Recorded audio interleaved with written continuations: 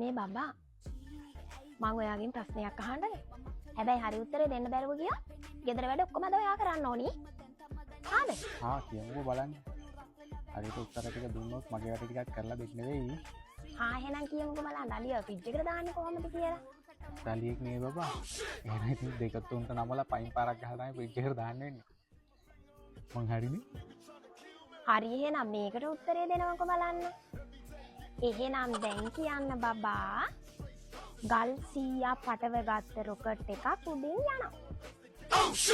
ඒකෙන් එක ගලක් බිමට වැටෙනවා. එතකොට ගල් කීයක් ඉතුරුයිද? කියමු බලන්න. රොකට් එකේ ගල් කොටම යන්න පුළුවන්ද? එක ගලක් බිම වැටුණානේ. අනිවාර්යෙන් ගල් අනුන මේ තියෙන්නේ. මං හරි නේද? මේ මොඩියා හැම එකටම උත්තර දෙනවනේ.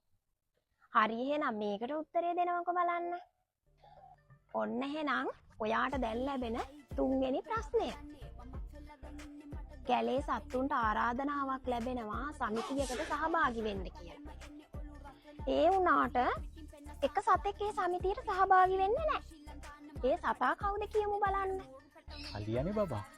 ඒ බං අලියන පහින් දෙයක් ගහලා මම පිච් එකට දැම්මේ. ඌ කොහොම සමිතිය උන්නේ පිච් එකේ ඉන්නේ බං. මේ ඔයාට ලැබෙන හතරවෙනි ප්‍රශ්නය. ඒ ගමේ ගඟක් තියෙනවා. ඒ ගඟෙන් එගොඩ වෙන්න යන මිනිස්සුયો කිඹුල්ල කනවා. ඒත් එක මිනිස්සෙක් එගොඩ වෙනවා. ඒ කොහොමද කියන්නේ? අනිවාර්යෙන් බබා කිඹුල්ල ටිකෙන් දාගෙන. එහෙමත් නැත්තම් අනිවාර්යෙන් උන්ට බඩේ අමාරුවක් ඇතිලා. හරිනේ. දැන් නේ මතක් වුනේ. කිඹුල්ල ටික සමීපිට ගියානේ. ඒක නේද? හරි ඉතින්. මෝඩයා වගේ හිටියට ඔක්කොන්ට උත්තර දුන්නා. අද මට තමයි ගෙදර වැඩ ඔක්කොම කරන්න වෙන්නේ. එහෙනම් හරි. මේ ඔයාට දෙන අවසාන ප්‍රශ්නේ. මේකට උත්තර දෙන්න බැරිව ගියා. ඔය කරන වැඩේ පැත්තකින් දාලා මගේ දෙවි කොහොදන්න. මගේ වැඩ ටික ඔක්කොම කරන්න. ගෙදර වැඩ ඔක්කොම කරන්න. පොල් ගන්න, උයන්න. අද මම රිලැක්ස් එකේ ඉන්න දවස. අද ප්‍රශ්න පත්‍රයක් දෙයි වගේ මට. දැන් මේ මිනිහා බබා ගඟින් එගොඩ වුණානේ. එගොඩ වුණු ගමන්ම මැරිලා වැටෙනවා. ඒ අයි කියන්න බලන්න. එගොඩ වුණ ගමන් මැරිලා වැටුණානේ.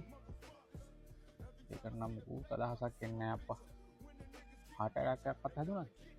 ඒක නෙමෙයි. වැරදි. අන්තිම ප්‍රශ්නේනේ බබා උත්තරේ දී ගන්න බැරුණේ. පොඩි chance එකක් දියන්කෝ බං. බැරිද? එහෙනම් බබා ඕක පැත්තකින් තියලා එන්න යම් මාත් එක්ක ගෙදර වැඩ කරන්න. යන්